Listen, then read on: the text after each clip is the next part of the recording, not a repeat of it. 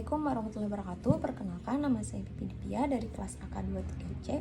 Di sini saya akan membawakan materi tentang e-commerce yang berhubungan dengan mata kuliah hukum bisnis. Dari definisi e-commerce sendiri, e-commerce adalah kegiatan perdagangan yang dilakukan secara elektronik, terutama melalui media internet. Ini mencakup transaksi yang dilakukan dari satu sistem komputer ke sistem komputer lainnya dengan menggunakan media elektronik. Selanjutnya ada perkembangan e-commerce di Indonesia. E-commerce di Indonesia menunjukkan potensi yang sangat besar.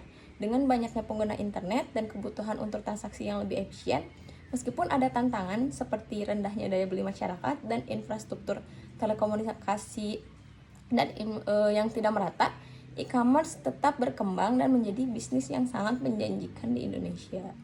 Selanjutnya ada tahapan e-commerce. Menurut Aji Gunawan, ada 3 tahapan e-commerce, yaitu dari kehadiran, interaktivitas, dan transaksi. Saat ini banyak situs di Indonesia sudah berada pada tahap transaksi, menunjukkan dalam penggunaan e-commerce di Indonesia sangat melesat ya. Yang selanjutnya ada media dan teknologi. Internet adalah media utama yang digunakan dalam e-commerce karena kemudahan akses.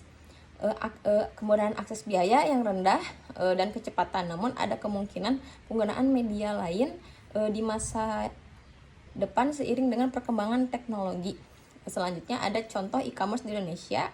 Beberapa platform e-commerce yang ada di Indonesia termasuk di Mall dan CommerceNet Indonesia yang menyediakan berbagai produk dan layanan secara online. Ini menunjukkan bahwa e-commerce telah menjadi bagian penting dari ekosistem di Indonesia. Selanjutnya, ada prospek e-commerce dengan pertumbuhan dan penggunaan internet dan perkembangan teknologi. E-commerce di Indonesia diperkirakan akan terus tumbuh dan berkembang menjadi integral dalam kegiatan bisnis. Selanjutnya ada karakteristik e-commerce. E-commerce memiliki karakteristik yang dinamis, melibatkan teknologi, aplikasi, dan proses bisnis yang menghubungkan berbagai entitas melalui transaksi elektronik. Ini menciptakan hubungan yang lebih efisien antara perusahaan, konsumen, dan komunitas. Yang selanjutnya ada jenis-jenis e-commerce. E-commerce ini dapat dibagi menjadi beberapa seperti business to business, perusahaan antar perusahaan yang biasanya melibatkan hubungan jangka panjang atau pertukaran data yang teratur. Yang kedua ada business to customer, yaitu transaksi langsung antara perusahaan dan konsumen.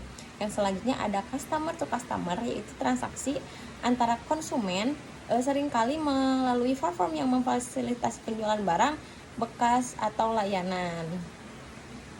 Yang selanjutnya ada manfaat e-commerce.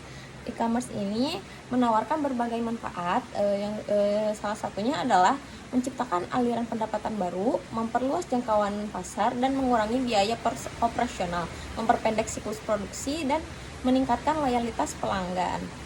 Yang terakhir ada tantangan e-commerce. Meskipun memiliki banyak manfaat, e-commerce juga menghadapi tantangan seperti masalah keamanan data, kepercayaan konsumen, dan regulasi hukum yang perlu diatasi untuk memastikan pertumbuhan yang berkelanjutan. Mungkin cukup sekian yang bisa saya sampaikan. Mohon maaf bila ada banyak kesalahan. Wabillahi taufiq wal hidayah. Wassalamualaikum warahmatullahi wabarakatuh.